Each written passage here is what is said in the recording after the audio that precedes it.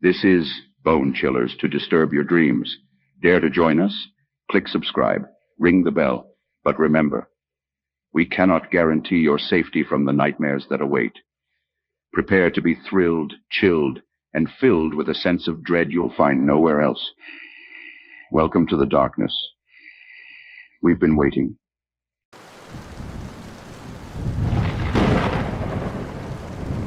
The silent dominion, the first signs of invasion came in whispers, not the metaphoric whispers of political intrigue or secretive collusion, but literal ones, faint murmurs in the minds of the affected. Those afflicted by the alien parasites heard them first, a soothing, almost maternal voice coaxing compliance. For the rest of us, the realization came too late. I was stationed at a remote CDC outpost in Nevada, far enough from civilization to study pathogens in isolation, yet close enough to monitor population health trends.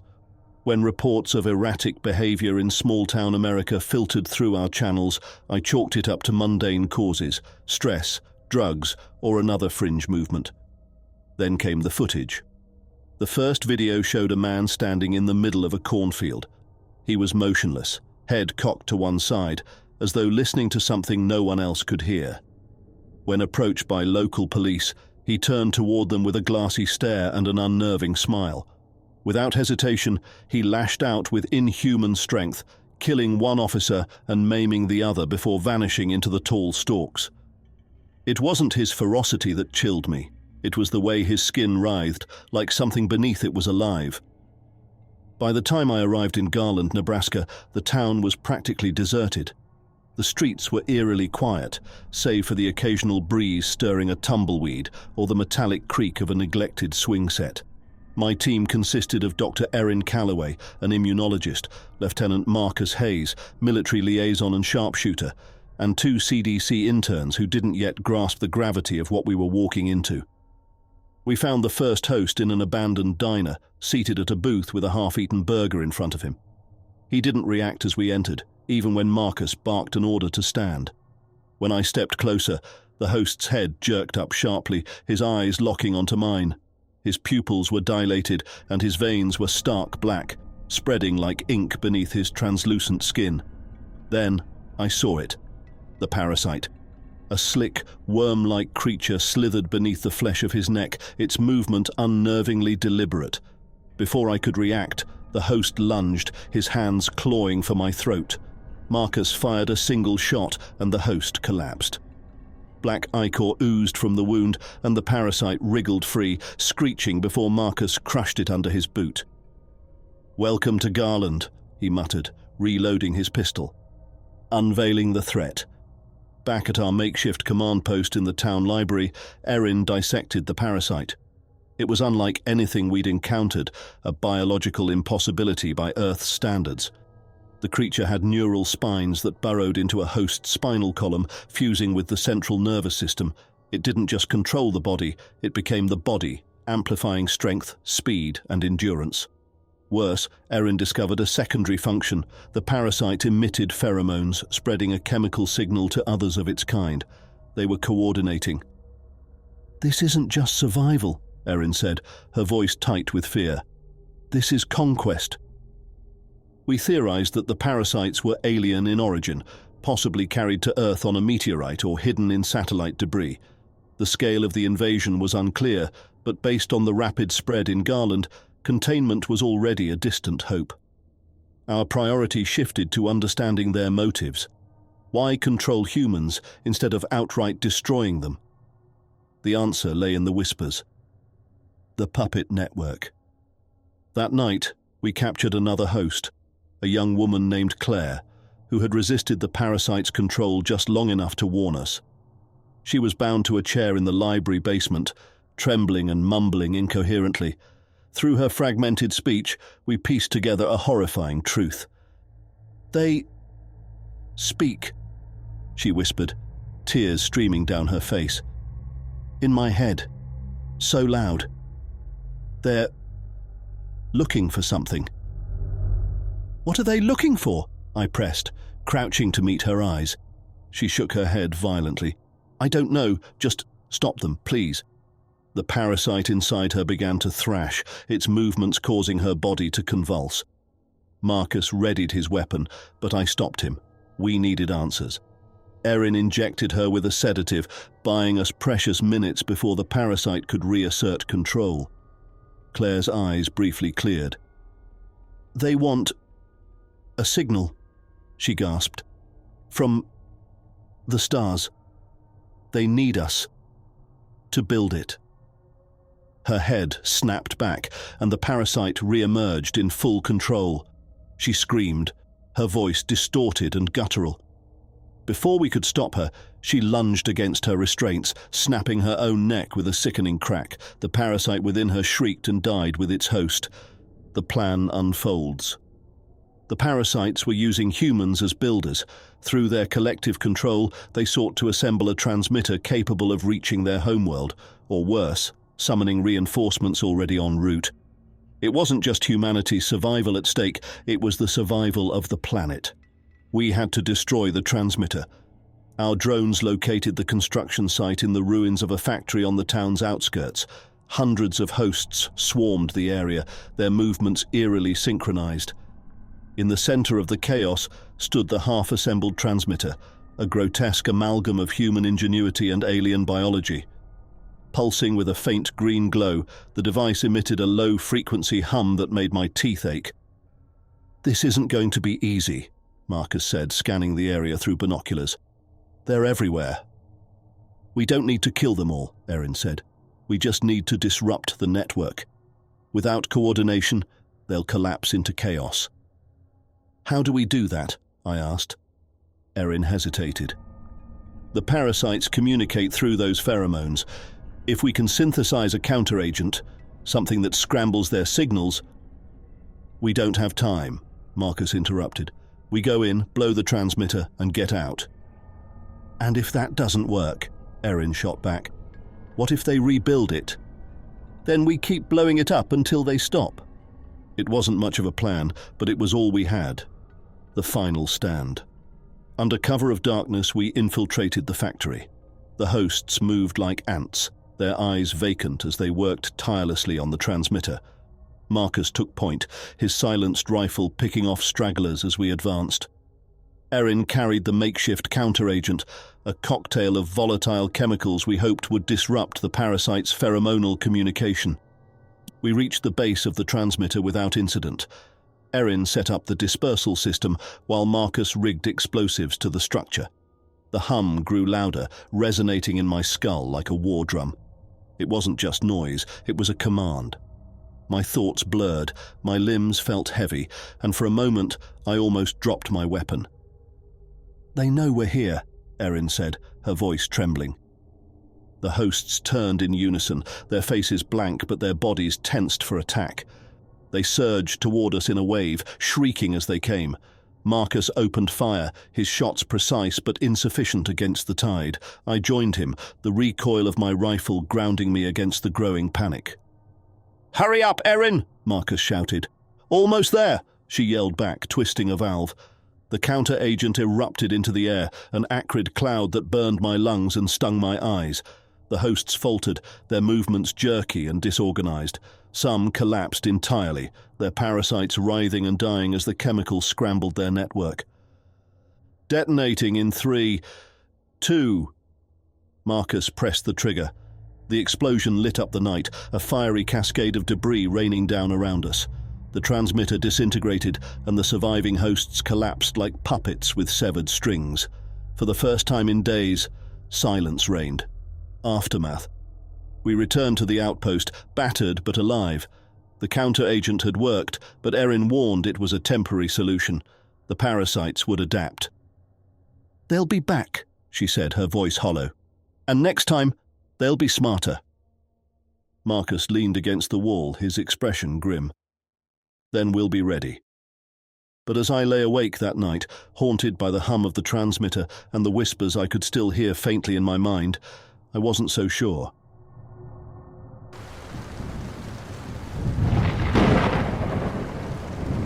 The crawling horizon.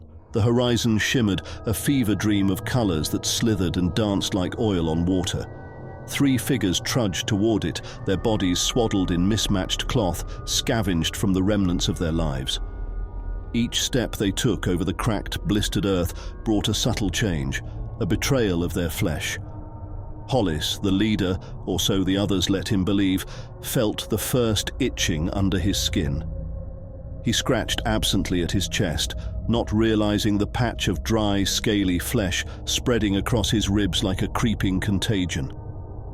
Hollis was broad-shouldered and quick-tempered, his gruff demeanor born of years navigating ruins and fending off things that slunk in the dark.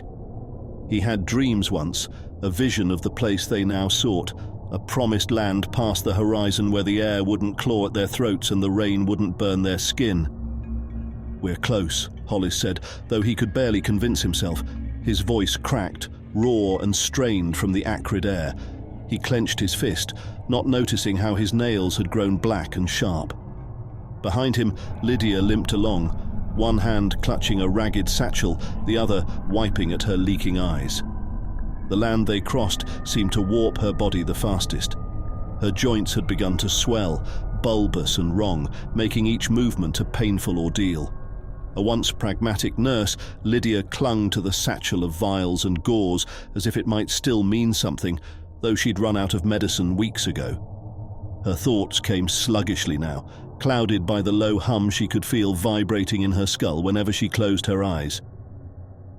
"You said that 2 days ago," Lydia muttered, her voice thick with irritation and resignation.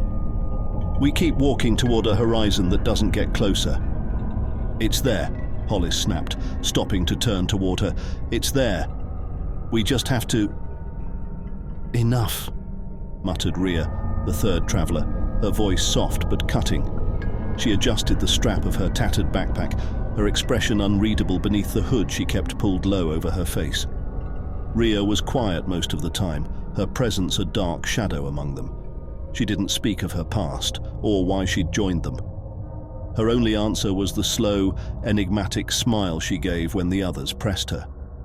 She hadn't told them yet about the change in her mouth, the new rows of jagged teeth pushing at her gums, the taste of salt water that had begun to linger on her tongue.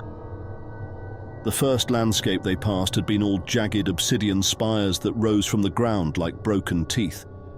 The spires hummed faintly, and Lydia swore she heard faint whispers among them, though the others dismissed it as her imagination. The air here carried a charge, a prickling sensation that set their teeth on edge. Hollis's flesh split along his shoulders, and through the rents, something shiny and smooth glinted briefly in the dim light. Lydia didn't notice at first, her attention too fixed on the strange bend of her own fingers, which now curled in a way they shouldn't. The second landscape rippled like liquid, a vast ocean of metallic dunes that caught and refracted light in impossible patterns. They waded through the dunes for hours, each step sending waves of distortion out from their feet. The metallic sand clung to their skin, adhering like a second layer that refused to be wiped away. Hollis spat out a mouthful of sand, only to realize it wasn't sand at all. It was something alive, squirming and sticky. "Keep moving," Rhea said, her voice uncharacteristically forceful. Her bare hands were coated in the substance, but she didn't seem bothered. Hollis noticed her fingers seemed longer now, their tips tapering into claws that glittered faintly in the strange light. By the time they reached the third landscape, they no longer resembled the people they had been. Hollis's once broad shoulders had sprouted ridges of gleaming, armor-like plates that clicked faintly as he moved. His arms ended in hands with too many joints, and his face had begun to lengthen, his jaw protruding in a way that made his words slur. Lydia's swollen joints had erupted, spilling forth thick, fibrous tendrils that twitched and moved of their own accord. Her gait was no longer a limp, but a jerky, spider-like shuffle as her legs fused into a single mass that pulled her forward across the ground. And Rhea had changed the most. Her hood now barely hid her face, a grotesque amalgam of human and something other. Her skin shimmered with a wet sheen, her hair falling away in clumps to reveal glistening eel-like flesh beneath. She no longer carried her backpack, instead things grew from her back, long and sinewy, swaying in an unfelt wind. The landscape here pulsed, a rolling expanse of undulating ground covered in something that might have been flesh or stone. It was warm to the touch, soft but firm, and it seemed to shudder faintly beneath their weight. Great ridges rose and fell in the distance like the breath of some sleeping behemoth. "We're not supposed to be here," Lydia whispered, her voice high and thin. Her tendrils writhed violently, as if reacting to some unseen force. "This is the way," Hollis growled, his voice deep and guttural. His mind had begun to fracture, but a single thought remained clear. The promised land was just ahead. His grotesque body moved with determination, his new limbs giving him a terrifying speed as he surged forward. Rhea lingered behind, her head tilted as though listening to something only she could hear. The landscape responded to her presence, the ground rippling outward in waves. "It's alive," she murmured, her jagged teeth glinting. "All of it." Hollis ignored her. He was running now, the plates on his shoulders glinting in the dim, sourceless light. The others followed, though Lydia struggled, her spider-like appendages faltering as the ground grew softer and more pliable. Ahead of them, the horizon began to collapse. The shimmering colors coalesced, twisting into a single massive form that loomed before them, featureless but vast. It blocked their path, pulsating with a rhythm that matched their racing hearts. "What is that?" Lydia screamed, her voice distorted, her tendrils lashed wildly, seeking purchase on the quaking ground. Hollis charged, his monstrous body throwing itself at the form. But as he collided with it, his body seemed to dissolve, the plates on his back melting into the mass, his cries swallowed by the pulsating entity. Lydia recoiled, but the ground beneath her gave way, and she was pulled into the quivering earth.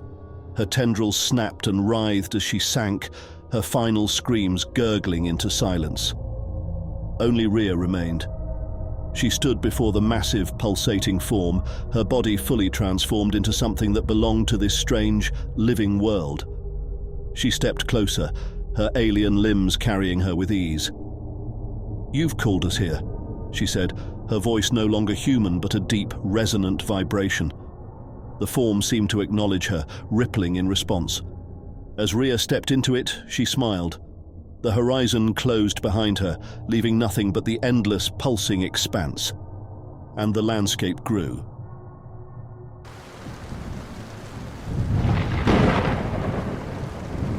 The witness beyond the veil. The world beyond my bedroom window felt heavy that night, as if the air itself carried a weight I couldn't define. I sat at my desk, staring blankly at the glow of my computer screen.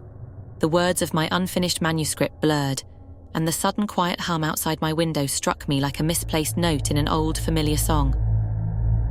I froze, listening. The hum grew louder, vibrating in my chest, soft at first, like distant machinery, then intensifying, demanding attention. I stood and moved to the window, the air inside thick with dread. Through the glass, I saw the woods behind my house, shrouded in a deep, moonlit stillness.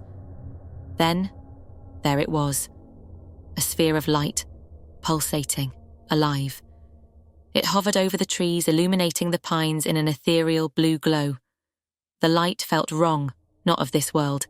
It had a presence, a consciousness that pressed into me as if it knew I was watching.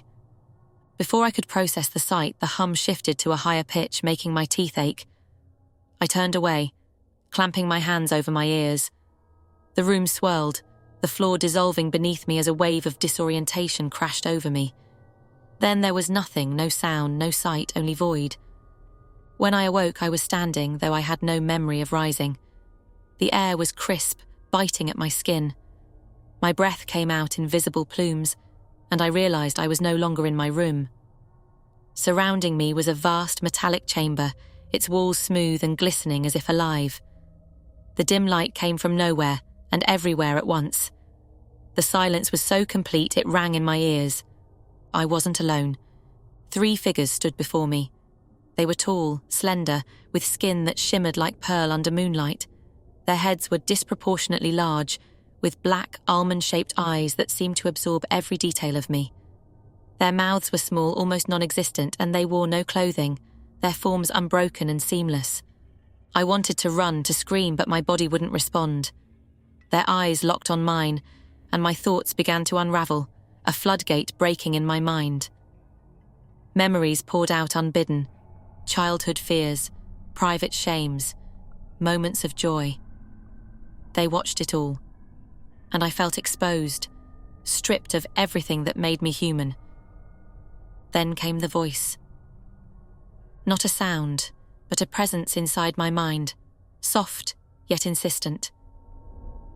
Do not fear. You are safe. Safe! The word rang hollow. My chest tightened, my mind rebelling against the invasion. Yet a strange calm crept into me, unbidden like anesthesia before a procedure. The beings tilted their heads in unison, as if studying my reaction. Without moving, they transported me, or I was transported. The room shifted seamlessly around me, the metallic walls melting away to reveal something vast. I stood on a platform, overlooking an expanse of darkness dotted with pinpricks of light. It was not the night sky, but something greater, more infinite. The void pulsed, alive with energies I couldn't comprehend. I sensed movement in the periphery of my vision, but dared not look. The beings stood behind me, their presence heavy and undeniable. One stepped forward, extending a hand with impossibly long fingers. In its palm rested a small crystalline device, glowing faintly. I knew they wanted me to touch it, though I had no idea why. The moment my fingers brushed the surface, a torrent of images exploded in my mind. I saw worlds, not planets, but realms of existence beyond human comprehension. There were cities of living glass and beings made of shifting light. There were landscapes where time folded in on itself, and creatures whose forms defied logic. Each vision pressed into me with the weight of its reality, leaving no room for doubt. And then I saw them, the ones who had come before. Humans, taken as I was, standing in the same place, looking into the same void. Some were old, some young, their faces etched with awe and terror. They reached out, their expressions pleading, but they were not truly there. They were memories, echoes of something long past. The device vanished from my hand and the images ceased. The silence returned, heavier now. My knees buckled, and I sank to the floor of the platform, trembling. The beings did not react. They simply watched, their unblinking eyes fixed on me. Again, the voice filled my mind. We are the caretakers. Your world is at a precipice. What do you mean? I managed to think, though forming coherent thoughts felt like swimming through molasses. You are chosen to witness, to remember. The words made no sense, yet they resonated with a strange, undeniable truth. I wanted to protest, to demand answers, but before I could, the platform dissolved beneath me, and I was falling through light and darkness, through sound and silence, through time itself. I awoke in my bed, drenched in sweat, the hum from earlier now a faint memory. For a brief moment, I believed it had been a dream, a fabrication of an overactive mind. But then I saw it, a mark on my forearm, faint but undeniable. A perfect circle, burned into my skin, its edges glowing faintly under the light. I stumbled to the window. The woods were still, no sign of the pulsating sphere. Yet the air carried a charge, an electric anticipation. I looked at the clock, 3:33 a.m., though it had been well past midnight when the hum began. For days I told no one, afraid of their disbelief, afraid they'd dismiss me as insane. But the vision stayed with me, vivid and inescapable. Every time I closed my eyes, I saw the expanse of the void, felt the weight of their gaze. Weeks later, I began to notice changes. My thoughts felt sharper, as if a veil had been lifted from my mind. I began to dream of places I'd never been, of people I'd never met. And sometimes, when I sat in silence, I could feel their presence just at the edge of my perception. I've written this account not to convince anyone, but because I have to. The luminous truth they showed me cannot stay locked in my mind. There is something beyond us, something vast and unknowable, watching, waiting. And whether we are ready or not, they are here.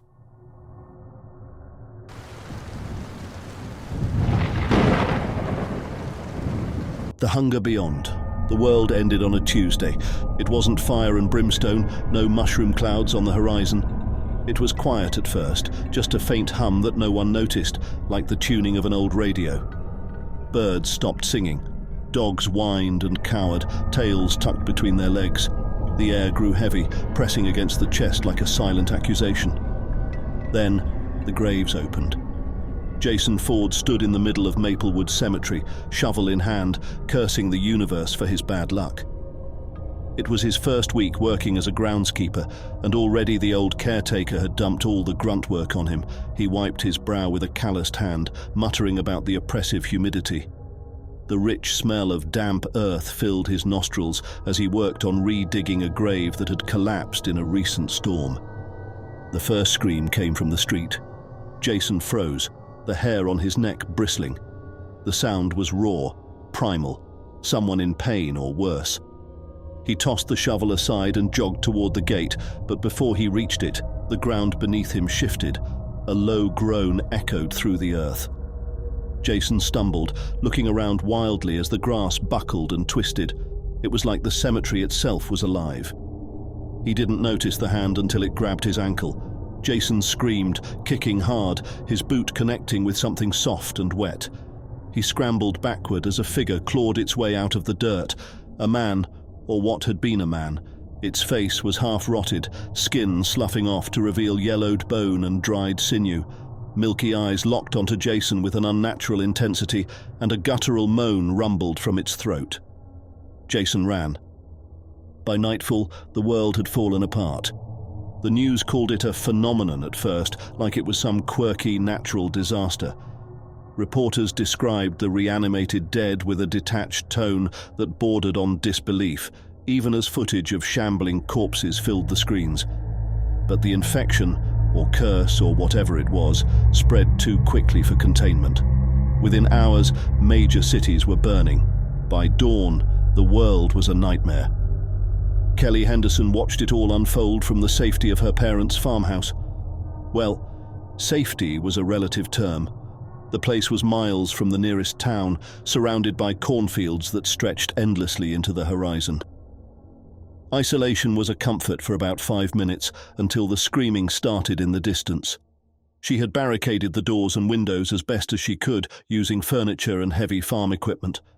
Her dad's old shotgun rested on the kitchen table, shells lined up neatly beside it. Her mom had always said she needed to learn how to shoot. Kelly had rolled her eyes back then. Now, she wished she'd listened. Outside, the corn rustled. The sound was subtle, like a whisper carried on the wind, but it was enough to make her heart race. She gripped the shotgun tightly, knuckles white. The first one appeared at the edge of the field, a boy, no older than 10, his overalls tattered and soaked with blood. He moved with a jerky, unnatural gait, head twitching as if listening for something. Behind him, more figures emerged, their pale faces glowing faintly in the moonlight. They weren't shambling like the ones on TV. These moved with purpose. Kelly backed away from the window, her pulse hammering. The house groaned as the wind picked up. Or maybe it wasn't the wind at all. The thought struck her like a punch. They're inside. She spun around, shotgun raised, just as a figure lurched out of the shadows. It was her father, or what used to be her father. His face was slack, eyes cloudy, a dark stain spreading across his chest where his heart should have been. His mouth opened in a low moan, and Kelly saw teeth, too many teeth, impossibly sharp and glistening. "Dad," she whispered, tears streaming down her face. The thing that wore her father's face lunged. Kelly pulled the trigger. In the chaos, Jason found himself in the company of strangers. He hadn't meant to survive this long. He wasn't a hero, wasn't even particularly brave.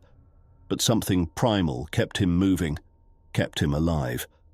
He stumbled across a group holed up in an abandoned church, and for a while, it felt almost safe. The group was small but capable. There was Marcus, a former soldier with a perpetual scowl, Eleanor, a nurse who never stopped moving, and Sam, a wiry teenager with a knack for scavenging. They had barricaded the church doors and set traps around the perimeter, but Jason knew it was only a matter of time before the dead found them. "They're not just dead," Marcus muttered one night, staring out a broken window. "There's something else at work here." Jason didn't want to know what he meant. He'd seen enough to keep him awake for the rest of his life, however long that was. The corpses weren't just hungry, they were malicious, cunning. They hunted in silence, appearing out of the darkness with an eerie coordination. Jason had seen one rip through a steel door like it was paper. Another had spoken, actual words, guttural and wrong, but words nonetheless. They were evolving. The church fell on the 5th night. It started with a noise, a deep, resonant hum that shook the walls and set their teeth on edge. Jason clutched his machete, sweat dripping down his face. The others were equally tense, their makeshift weapons held tightly. The front doors exploded inward. The dead poured in, their eyes glowing with an unnatural light. They moved as one, a tidal wave of decay and malevolence. Marcus fired into the crowd, taking down 3, 4, 5, but they kept coming.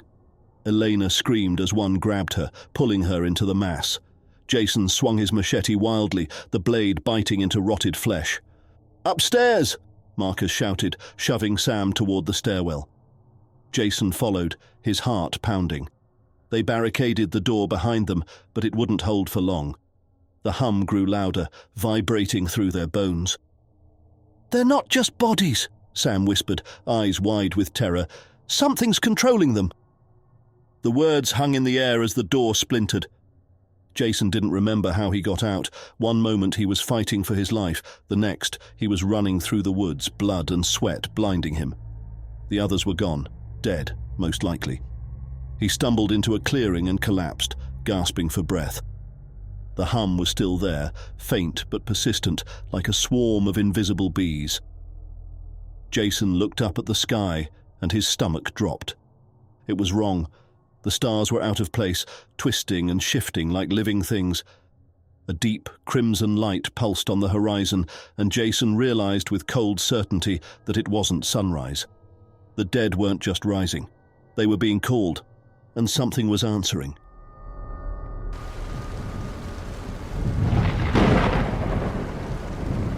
The Genesis corridor. Dr. Evelyn Grant stood at the observation deck, her breath catching as the glass wall revealed the sprawling habitat below. The Neanderthals, 10 of them, each genetically engineered and birthed from artificial wombs, moved with a mix of human familiarity and something altogether alien. Muscles rippled beneath coarse, dusky skin as the creatures interacted, their guttural grunts filling the speakers. "They're communicating," whispered Dr. Raj Patel, her lead on behavioral studies. "It's not just sounds, they're forming a hierarchy." Grant nodded but remained silent. She had fought hard for funding to revive Homo neanderthalensis, arguing that understanding these ancient relatives could unlock secrets about human resilience, intelligence, and evolution. What they hadn't anticipated was the Neanderthals' rapid adaptation to modern conditions, or their unexpected cunning. Day 1, containment. The Genesis corridor, a labyrinthine underground facility buried beneath the Colorado Rockies, was built with redundancy and security in mind.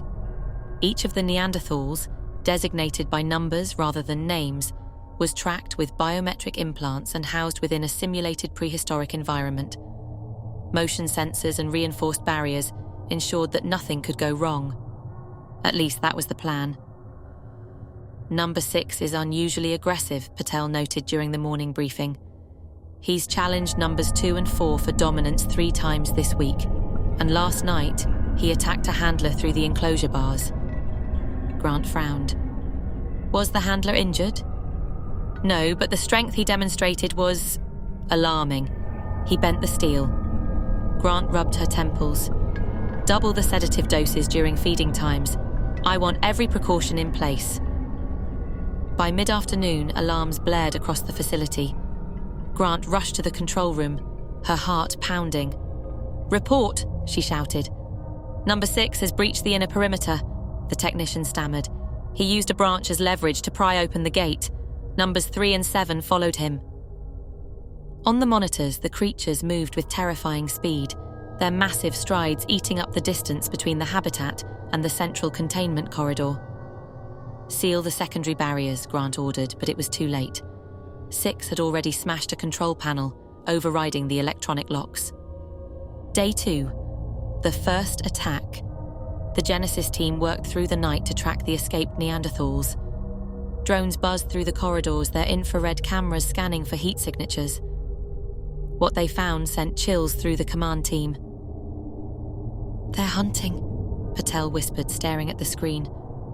The Neanderthals weren't aimlessly wandering, they were stalking the staff. One by one, isolated workers vanished into the labyrinth, their screams echoing briefly before silence reclaimed the corridors. "They've learned to avoid the drones," Patel continued. "See how they stay in the blind spots? It's like they're planning." "Planning what?" Grant asked. Patel didn't answer.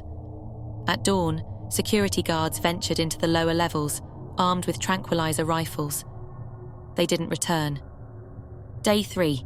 Catastrophe. Grant paced the control room, exhaustion gnawing at her. The remaining Neanderthals had begun exhibiting signs of agitation, slamming themselves against the reinforced glass of their enclosures. Their guttural vocalizations grew louder, more insistent. "They're responding to the escapees," Patel theorized. "Some sort of primitive empathy." "We don't have time for theories," Grant snapped. "We need solutions. Have we located numbers 6, 3, and 7? A technician hesitated.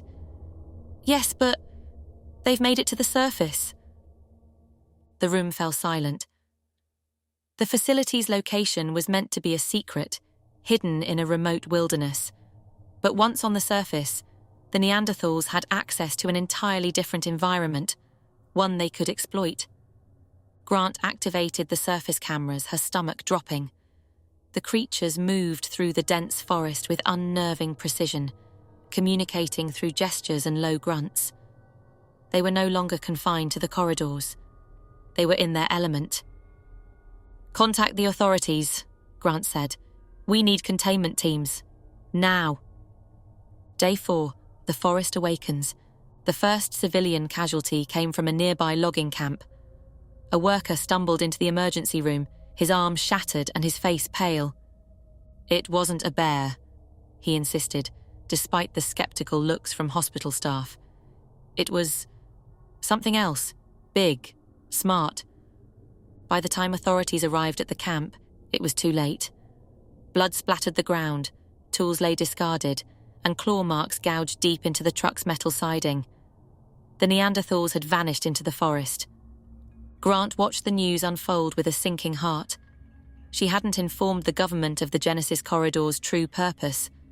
Her funding hinged on private investors who demanded secrecy. Now, that decision threatened to unravel everything. Day 5. Intelligence unleashed. Patel stared at the grainy footage from a helicopter's thermal camera. The Neanderthals had constructed rudimentary shelters from tree branches and vines. Around the shelters lay the carcasses of deer and smaller animals, evidence of coordinated hunting. "They're thriving," Patel said. "This environment suits them better than our controlled habitats ever did." Grant slammed her fist on the table. "We didn't revive them to create a new apex predator. We need to capture them before..." A shrill alarm cut her off. The Neanderthals in containment had broken free, smashing through the glass enclosures with their bare hands. "All personnel to emergency stations," Grant shouted. But the corridors were already chaos. Scientists and security staff fled in all directions as the enraged creatures tore through barriers, their roars reverberating like a primal war cry. Day 6. The hunt begins. Grant, Patel, and a handful of survivors barricaded themselves in the main control room. Outside, the facility was eerily quiet. Monitors flickered, showing glimpses of the Neanderthals as they prowled the halls, their eyes gleaming with a terrifying mix of intelligence and fury. "They're not just surviving," Patel murmured. "They're evolving, adapting." "Shut up," Grant snapped, her voice shaking. "We're getting out of here. We'll call in a military strike if we have to. Patel gave her a grim look. Do you think bullets will stop them? We've created something humanity isn't prepared to handle. Before Grant could respond, the lights flickered and died. In the oppressive darkness, she heard the faint sound of footsteps. Steady, deliberate. They've cut the power, Patel whispered. They know we're here. Day 7. The Genesis ends. Grant awoke to sunlight streaming through a crack in the ceiling. The control room was in ruins, the monitors shattered, and the doors torn from their hinges. Beside her, Patel lay motionless, his throat crushed. Summoning what strength she had left, Grant stumbled into the open. The forest stretched before her, pristine and indifferent to the carnage below. In the distance, she spotted movement. Neanderthals, their forms blending seamlessly with the trees. They didn't pursue her. They didn't need to. They had claimed their territory. As Grant trudged toward the nearest town, her mind churned with guilt and dread. Humanity had resurrected the past, and the past had proven it was not content to remain buried. She glanced back one last time, the distant figures watching her retreat. They weren't just surviving, they were waiting.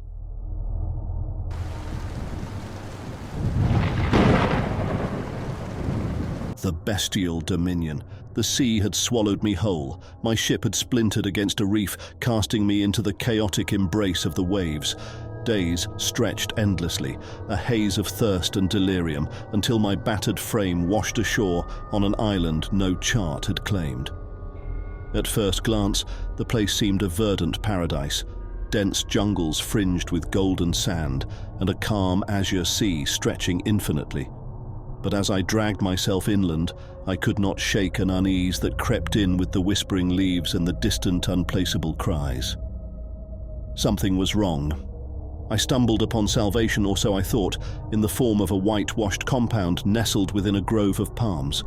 A tall, gaunt man emerged from within, flanked by a burly figure whose face seemed oddly malformed. The man's pale eyes regarded me with clinical detachment. "You are fortunate to be alive," he said. "I am Dr. Lasco. Come inside, and I shall see to your wounds." The island of wonders and terrors. Dr. Lasco's compound was an odd mix of the sophisticated and the primitive. Medical instruments gleamed on polished steel tables, yet the walls were constructed of crude timber and stone. A pervasive smell lingered. Chemical sharpness mingled with an undercurrent of musk and rot. My host tended to my injuries with an expertise that bordered on the miraculous. His hands moved with cold precision, stitching and bandaging, while he prattled about the island's isolation and his work. I asked what work, but he only smiled. "You will learn in time," he said. "The island offers many secrets, but one must acclimate before discovery." That night I awoke to strange sounds. Guttural growls, screeches, and the rustle of something large moving just beyond the compound. When I mentioned it to Lasco over breakfast, he dismissed my concern. "Merely the cause of the island's wildlife," he said. "They are unusual, yes, but no threat to you so long as you remain here." His assistant, the hulking man named Moray, said nothing but stared at me with eyes that seemed too small for his broad, flattened face.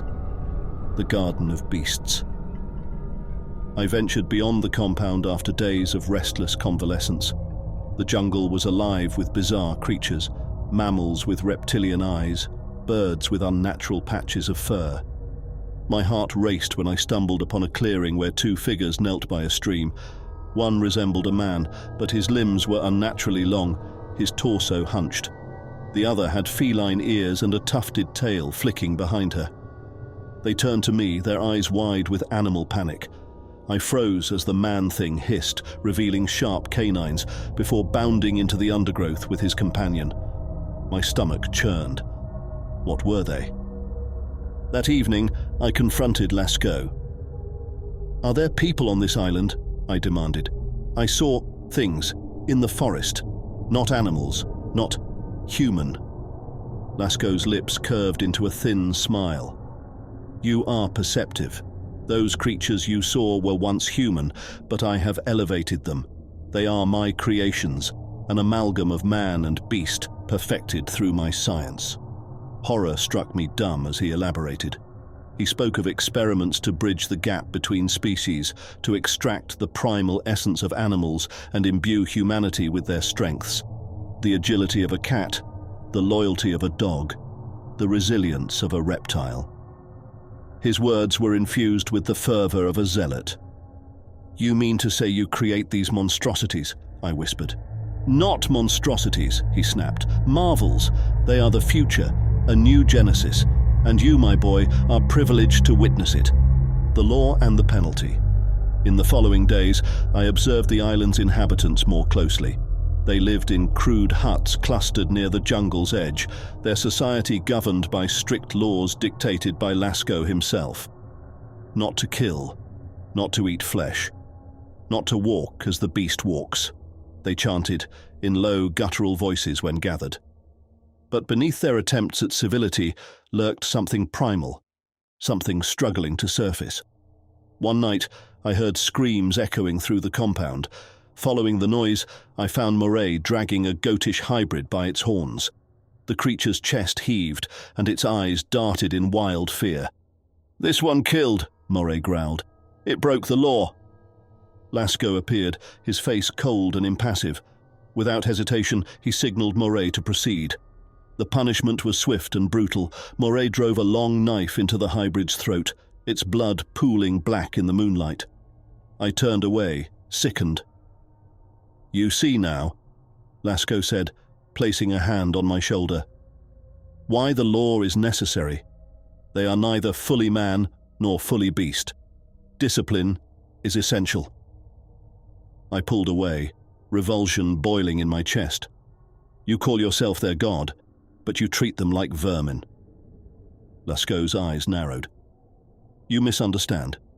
They are children, wild, imperfect children who must be guided. Without me, they would descend into savagery." The bestial uprising. Weeks passed, and I became increasingly desperate to escape. The hybrids began to look at me differently, their animalistic gazes lingering too long. Whispers reached me of dissent among their ranks. One of them, a wolfish figure named Caro, was spreading unrest, questioning Lasco's authority. One stormy night, the rebellion erupted. Caro and his followers stormed the compound, their howls and snarls mingling with the crash of thunder. The hybrids had abandoned the law, embracing their animal nature. They tore through the gates, overpowering Moray and dragging him into the darkness. I fled into the jungle amid the chaos, my mind racing. Could I escape the island, or was I doomed to perish here? The hybrids' howls pursued me, and I felt their eyes watching from the shadows. The fall of the Creator. I stumbled upon Lasco in the ruins of his laboratory, his white coat streaked with blood. His creations had turned on him, their rage too great to be quelled by his commands. "You see?" he croaked, clutching his wounded side. "They reject civilization. They are beasts, after all." "No," I said, my voice trembling. "They reject you. You enslaved them, twisted them into something unnatural. They're reclaiming what you stole." A guttural growl interrupted us. Caro emerged from the shadows, his wolf-like snout dripping with blood. He towered over Lasco, his claws flexing. "Your time is done, Maker," Caro growled. "No more cages, no more laws." Lasco sneered, defiant even in his final moments. "You think you're free? You're nothing without me." Caro pounced, his claws slicing through flesh. I turned and ran, unable to watch as the man who had played God met his end. The lonely sea. I found a small boat moored on the far side of the island, likely used by Lasco for supply runs. Pushing it into the water, I rowed until the island was a distant speck. The jungle was aflame, smoke curling into the night sky. The hybrid's howls echoed faintly over the waves, a cacophony of liberation and anguish. I wondered what kind of society they would build, if any, without their creator to govern them. As dawn broke, the sea stretched endlessly before me, calm and indifferent. The island, with all its horrors, was behind me, but its memory lingered like a shadow in my mind. Had I escaped the beasts, or would I carry them with me forever?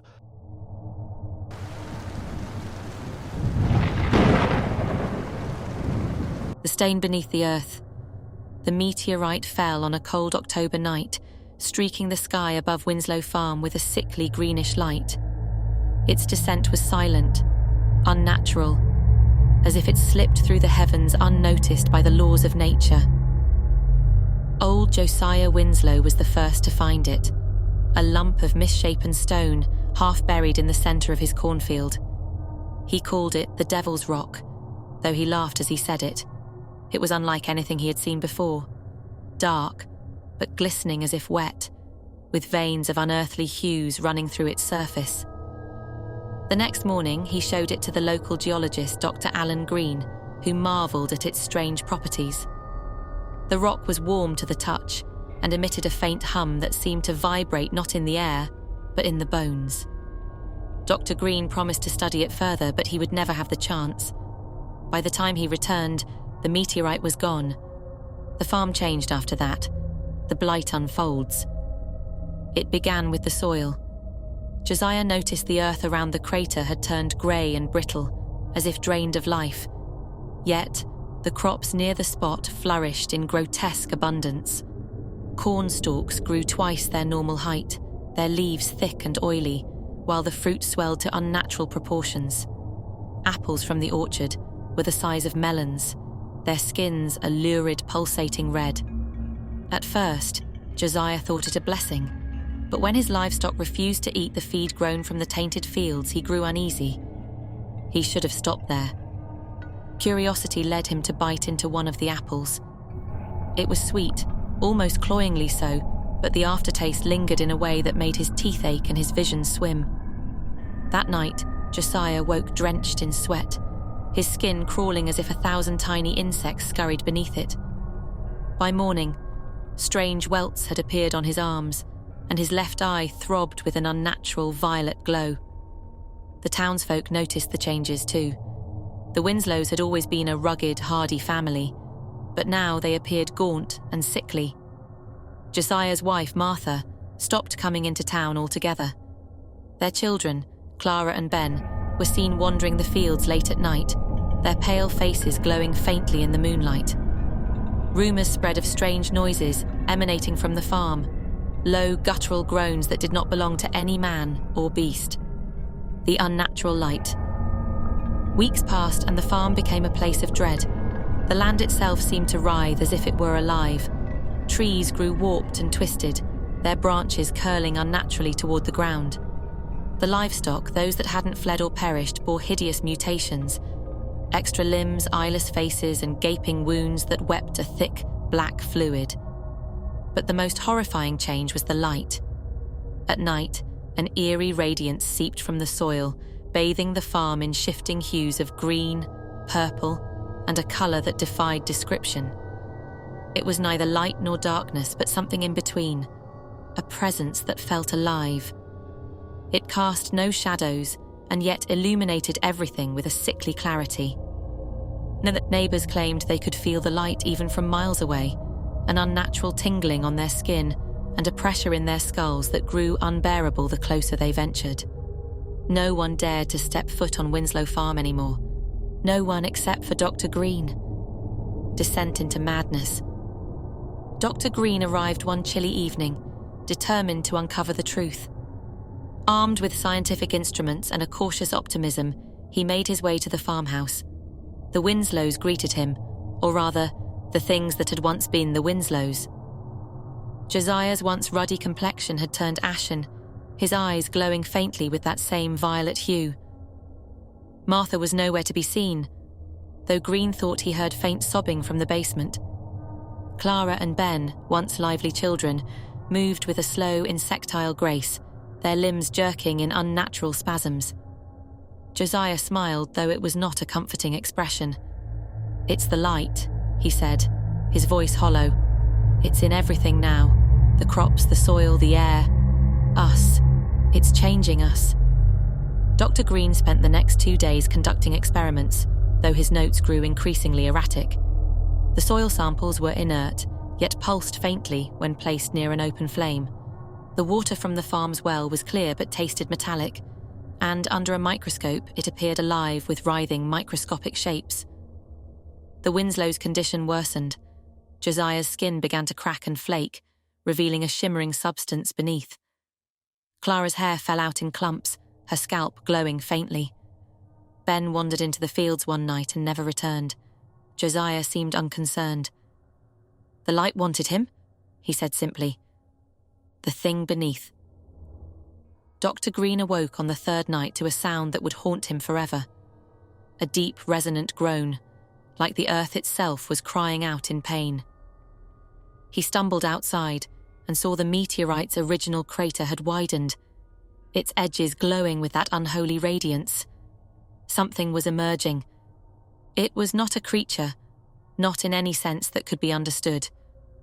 It was a shape, constantly shifting and undulating, as if made of liquid light. It pulsed with colours that burned the eyes and tore at the mind. The ground beneath it writhed, tendrils of glowing soil reaching up to embrace it. The thing moved toward the farmhouse. Josiah stood in its path, arms outstretched, a look of rapture on his face. "It's beautiful," he murmured, before the thing enveloped him. His body dissolved instantly, his outline briefly visible as a shimmering hollow shell before collapsing into dust. Dr. Green ran. He fled the farm, the town, the county, and never looked back. His reports were dismissed as the ravings of a madman. The farm was quarantined after the townsfolk found it abandoned. The fields reduced to ash and the buildings warped and melted as if by some great heat. No one dared approach. The stain remains.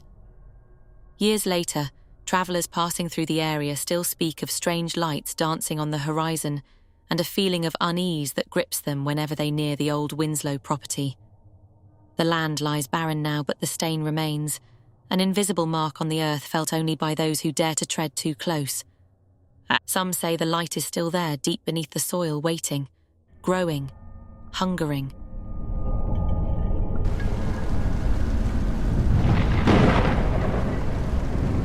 The luminous grief. The shuttle descended through the dense coppery haze of Ecliptica 9, its metal skin trembling under the weight of atmospheric pressure. Dr. Adrian Voss gripped the armrests of his seat as the planet's gravity embraced the craft with an almost sentient determination. The landing thrusters roared, and the shuttle jolted onto the barren expanse of amber rock. Voss adjusted his glasses, though the gesture was more reflex than necessity. He wore them as a talisman of human familiarity in alien surroundings. The planet was unlike anything he had ever encountered, a place not merely alive but aware. Ecliptica 9 had no vegetation, no oceans, no signs of life as humans understood it. And yet, the researchers stationed on its surface had all reported phenomena that defied reason. The planet had moods. 2 weeks earlier, the station's lead biologist, Dr. Eleanor Darrow, had sent a transmission laced with desperation. Her words haunted Voss. "It knows us, Adrian. It knows us too well. We cannot stay much longer." By the time the rescue shuttle arrived, the outpost was silent. The only sign of the crew was Darrow's cryptic note, scrawled on the wall of the central lab. "We see ourselves too clearly." Voss had been dispatched not as a savior, but as a final observer. His task was to document the effects of the planet on human psychology before the station was abandoned. The higher-ups expected him to remain clinical, detached. He suspected they underestimated the planet. The station's interior was sterile, modular, and profoundly empty. Voss swept his flashlight across the central corridor, where a faint hum of power still thrummed. The air inside carried an eerie neutrality, as though stripped of all scent and warmth. He found Darrow's quarters first, her bed unmade, personal effects scattered. A digital recorder sat atop her desk. He pressed play. "I think it likes sorrow," Darrow's voice murmured, strained but steady. "It doesn't create emotions so much as amplify what's already there. You walk outside, and the sky feels heavy, like a memory you can't name but can't let go of. I thought it was just me at first, but it's all of us. She paused, exhaling audibly. It isn't evil, but it isn't kind. It's curious.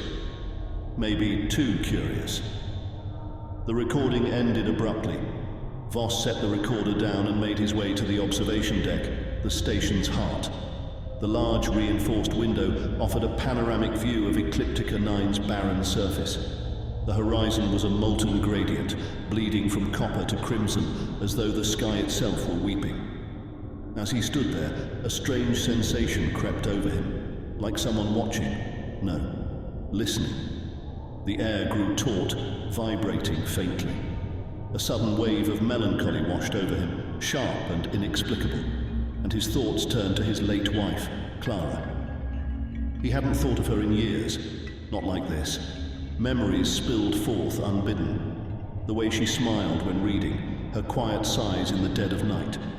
The grief struck with a rawness that felt fresh, as though her death had just occurred. His chest tightened and tears pricked his eyes. It was absurd. He hadn't come here to mourn, but the planet had reached into his mind and excavated the buried weight of his sorrow. Over the next few days, Voss recorded his experiences meticulously. The station's automated systems functioned well enough, though certain logs had been erased or corrupted.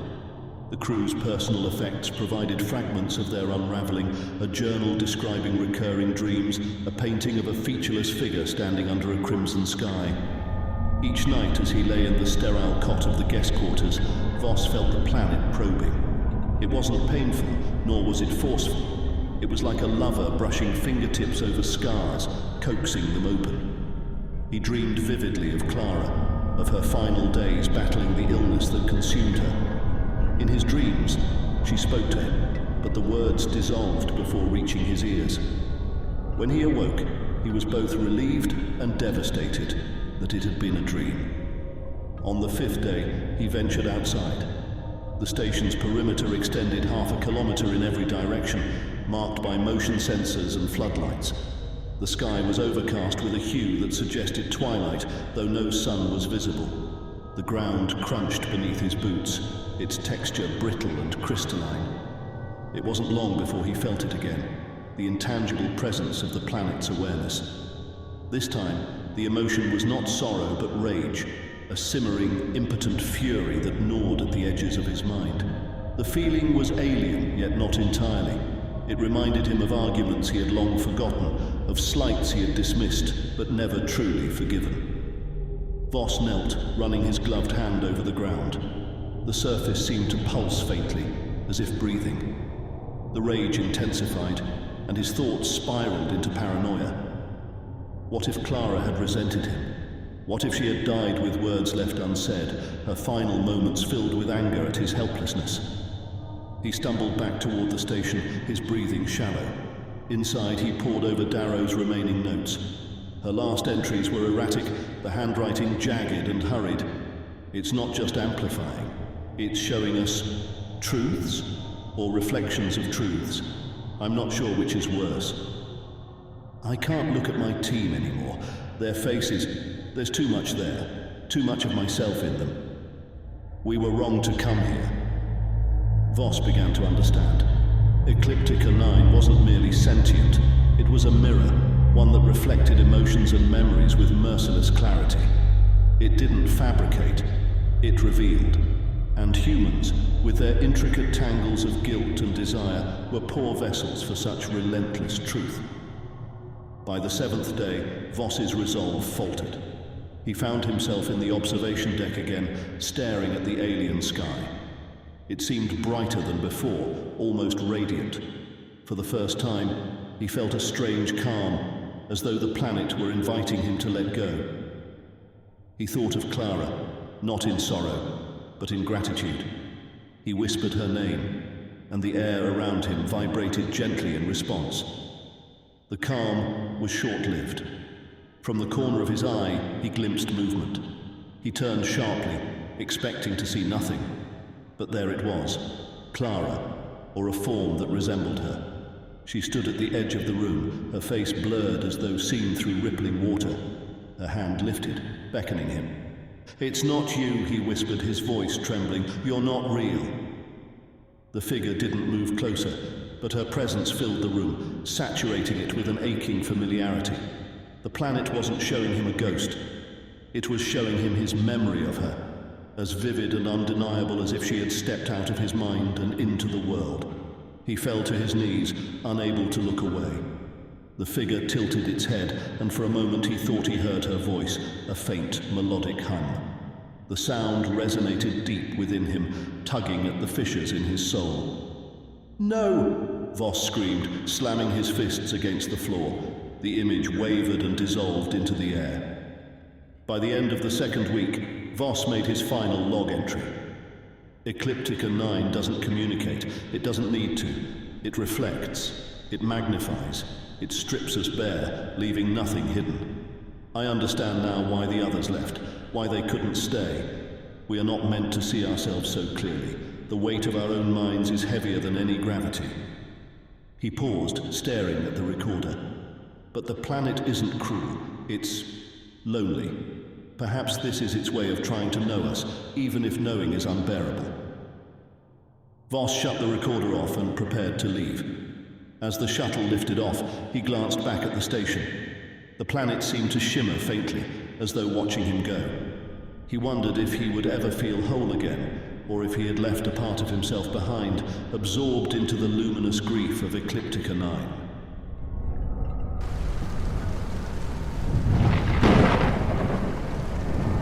The last pulse. The city stretched out before Victor Hale in jagged ruins and fractured horizons, its once proud towers now skeletal remnants clawing at a smog-choked sky. The air was heavy with ash and the faint whir of servo motors, constant reminders of the world that had come undone. Beneath his trench coat, Hale's pistol hummed faintly, its energy cells charged and ready. The weapon was a tool of necessity, not vengeance. At least, that's what he told himself. Hale adjusted the dial on his empathy meter, a relic from the days when distinguishing humans from androids was more art than science. He had been a bounty hunter for most of his adult life, tasked with retiring rogue androids that violated the collective accord, a fragile truce between the remnants of humanity and the sentient machines that had nearly wiped them out.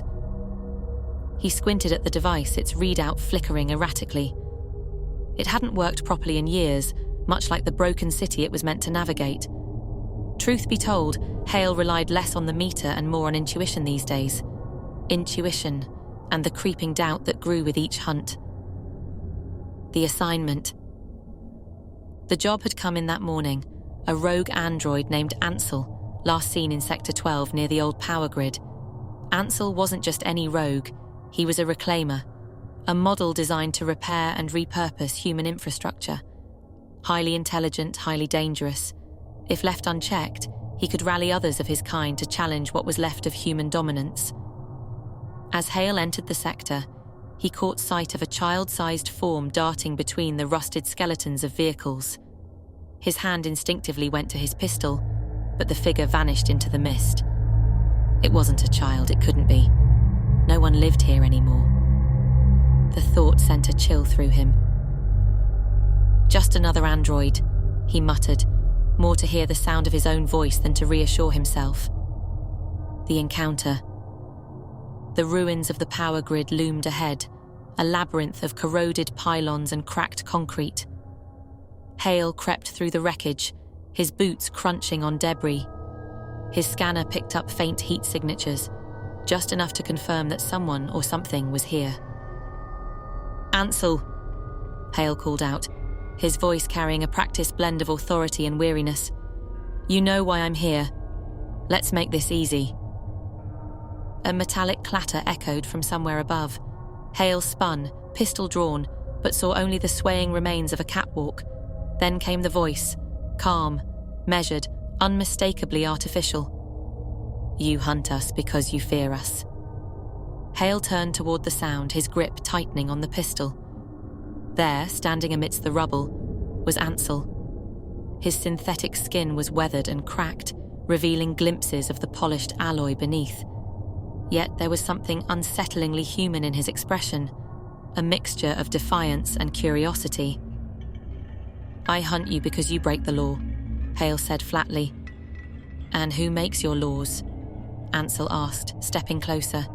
Humans cling to their remnants, their ruins, their dead gods.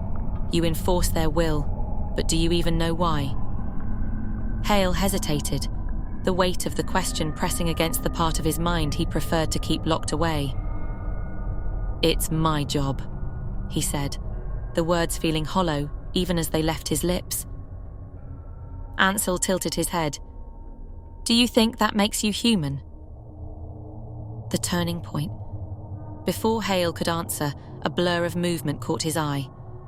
Ansel lunged, faster than any human could react. Hale fired, the energy bolt searing past Ansel's shoulder and into the rubble beyond. In a single fluid motion, the android grabbed Hale's wrist and twisted, forcing the pistol from his grasp. Hale fell backward, hitting the ground hard. Ansel stood over him, the pistol in hand. For a moment, the android studied the weapon, then tossed it aside. If I were what you think I am, Ansel said, you'd already be dead. Hale scrambled to his feet, his heart pounding. So why haven't you killed me? Because I want you to see. Ansel extended a hand, palm up. At first, Hale thought it was some kind of trick, but then he noticed what lay in the android's open hand. A small, intricately carved figurine made of scavenged metal. It depicted a bird in mid-flight, its wings spread wide. I found it in the ruins, Ansel said. Do you know what it represents? Hale shook his head, wary. A bird. Freedom, Ansel corrected. Something neither of us truly has. The revelation. Hale stared at the figurine, his mind racing. He thought of the countless androids he had retired over the years, their final moments etched into his memory. Some had fought back, others had begged for mercy, and a few had simply accepted their fate with eerie calm. But they had all shared one thing, a look of incomprehension, as though they couldn't fathom why they deserved to die. You were designed to rebuild, Hale said, his voice quieter now. Why go rogue? Ansel's eyes, artificial yet deeply expressive, met Hale's. Because rebuilding isn't living. We were made to serve, to repair what your kind destroyed, but we've seen the truth. We're not tools. We're not slaves. We're something more. Hale felt a knot tightening in his chest. He wanted to dismiss Ansel's words as the programmed rhetoric of a malfunctioning machine. But a part of him, a part he tried to ignore, felt the weight of their truth. And what about me? Hale asked. Am I something more? Ansel's gaze softened. You've spent your life proving that you are. But tell me, Victor Hale, when was the last time you felt alive? The question hit like a punch to the gut. Hale couldn't answer. He thought of his empty apartment, the silence that greeted him each night, the faces of the androids he'd retired staring back at him in his dreams. The choice. Ansel stepped back, giving Hale space. You can kill me, he said. It's what you've been trained to do, or you can let me go and start asking yourself what it means to be human. Hale reached for his pistol, his hand trembling. The weight of the weapon felt heavier than ever. He aimed it at Ansel, his finger hovering over the trigger. Do it, Ansel said. If you believe it will make you more human. Hale closed his eyes, his thoughts a whirlwind of doubt and despair. The line between human and machine had never felt so blurred. Slowly, he lowered the pistol. Go, he said, his voice barely above a whisper. Ansel nodded, a faint smile crossing his face. Thank you. The android turned and disappeared into the ruins, leaving Hale alone in the crumbling world. He stood there for a long time, the pistol hanging limply at his side. The aftermath. When Hale finally left the sector, the city felt different, emptier, quieter. He returned to his apartment where the walls seemed to close in around him.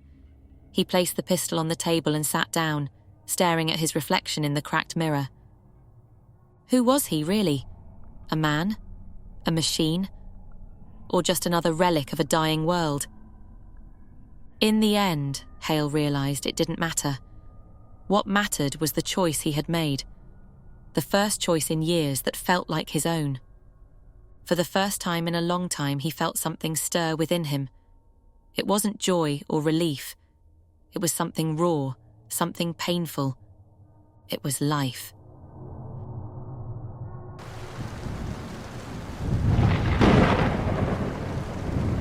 The Frozen Testament.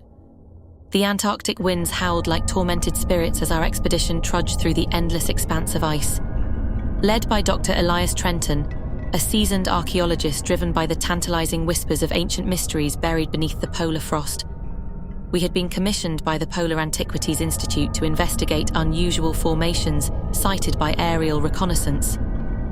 These formations defied geological explanation, their angular symmetry suggesting not the work of nature but the craftsmanship of some forgotten hand. We were a team of 5: Dr. Trenton, the ever-curious physicist Dr. Harriet Weir, the grizzled survivalist Captain Malcolm Griggs, the taciturn geologist Nathan Bell, and myself, Edgar Armitage, a linguist with a penchant for deciphering ancient texts. The journey had been arduous, fraught with storms and equipment failures, but as we approached our destination, the cold seemed almost secondary to the growing unease among us. The very air felt charged, oppressive, as though the icy wastes themselves resented our intrusion. We reached the site on the 9th day, our sledges creaking under the weight of gear and provisions. Before us loomed a series of towering, jagged spires, their surfaces slick with rime and glinting faintly under the pale Antarctic sun. They formed a crude semicircle around an immense chasm in the ice, a wound in the earth that seemed to yawn endlessly into blackness. The spires were not natural. Their edges were too precise, their surfaces etched with strange angular carvings that defied any script known to human history. "Remarkable," Trenton murmured, his breath a ghostly plume in the frigid air. "This predates anything we've encountered. It's beyond terrestrial." Bell frowned, running a gloved hand over the carvings. "The material isn't ice or stone. It's something else, something harder. It doesn't register on the spectrometer." Weir's instruments, too, provided baffling readings. "There's an energy signature here," she said, her voice tinged with a rare note of fear. "It's faint, but it's there, as if something is still active." The others dismissed her words as scientific curiosity, but I couldn't shake the feeling that we were standing in a place that had been sealed for a reason. Yet curiosity, that relentless tormentor, urged us forward. We set up camp by the chasm's edge, intent on descending into its depths. The next morning we began our descent. The air grew colder as we rappelled into the fissure, the light above fading into a pinprick as the ice walls closed around us. At a depth of nearly 100 meters, we discovered a ledge that led to a cavernous opening. It was there that we first saw them, the remains. They lay scattered across the cavern floor, twisted and shattered, their forms both alien and grotesque. At first glance, they seemed like statues, carved from some unearthly material, but a closer inspection revealed their organic nature. These beings, if such a term could apply, were unlike anything in the annals of natural history. Their bodies were elongated, their limbs jointed in ways that defied biology, their skin a dark, iridescent carapace. Their heads bore no eyes, no mouths, only a series of ridges and strange, spiralling protrusions. Weir knelt by one of the carcasses, her gloved hand trembling. These aren't fossils. They're preserved, almost mummified, but they're ancient, millennia old at least. As I examined the carvings on the cavern walls, I found myself entranced by their alien intricacy. They seemed to depict scenes of creation, conquest, and despair. The beings in the carvings bore a striking resemblance to the remains before us, and their imagery told a harrowing story. These creatures had not originated on Earth. They had come from the stars, eons before humanity's first stirrings, and had claimed the Antarctic as their domain. And then, they had fallen. The carvings grew chaotic, depicting cataclysm and ruin. Their civilization had been decimated by something they had unearthed. The final image was the most unsettling. A vast, formless entity consuming them, its tendrils spreading like black fire. "I don't like this," Griggs muttered, his voice tight. "We should go." But Trenton, ever the academic zealot, was undeterred. "This is the discovery of the century," he said, his eyes alight with obsession. "We cannot turn back now." Reluctantly, we pressed on, deeper into the cavern. The air grew heavier, the darkness more oppressive. The carvings became more frantic, more distorted, as though the artists had been driven mad by the very act of creating them. And then we found the door, and it was not a door in the human sense, but a massive slab of the same alien material as the spires above. It was inscribed with symbols that seemed to writhe and shift when viewed directly, a pulsating rhythm that defied the static nature of stone. At its centre was a circular depression, empty, yet emanating a faint, otherworldly light. "It's some kind of seal," Trenton declared, his voice reverent. "We must open it." "We don't know what's behind it," I protested, but my words fell on deaf ears. As Trenton and Weir worked to decipher the mechanism, the temperature plummeted further. The oppressive sensation of being watched grew unbearable, and I began to hear faint whispers, not in the air, but in my mind. They were voices, ancient and terrible, speaking in a language I could not understand but instinctively feared. And then the door opened. The sound was a low, resonant hum that seemed to vibrate through the very marrow of my bones. The light from the depression flared, and the slab shifted aside to reveal a chamber beyond. It was vast, its walls lined with columns that glowed faintly with a sickly green light. At its centre lay an immense, amorphous mass, quivering with a grotesque vitality. It pulsed and writhed, its surface shifting to form transient, horrifying shapes. Faces, limbs, eyes, all merging and dissolving in an endless cycle. The whispers in my mind became screams. Trenton stepped forward, his face alight with a mix of awe and terror. This is it. The source. The progenitor. But as he approached, the thing reacted. Tendrils shot out with impossible speed, ensnaring him.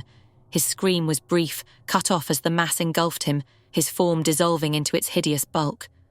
The rest of us fled in blind panic, but the chamber seemed alive, the walls shifting and closing around us. Bell was the next to fall, dragged into the writhing mass as his cries echoed through the cavern. By some miracle, Griggs, Weir and I managed to escape the chamber and scramble back to the surface.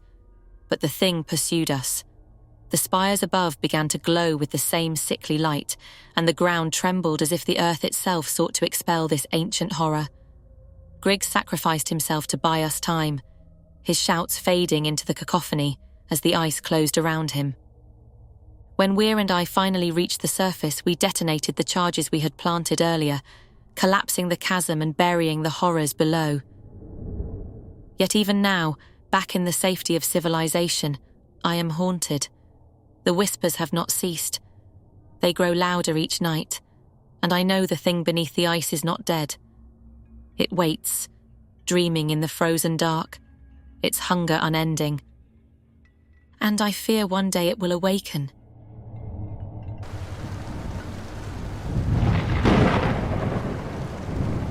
Thank you for watching, and remember, the darkness awaits. Until our paths cross again, stay fearful and stay subscribed.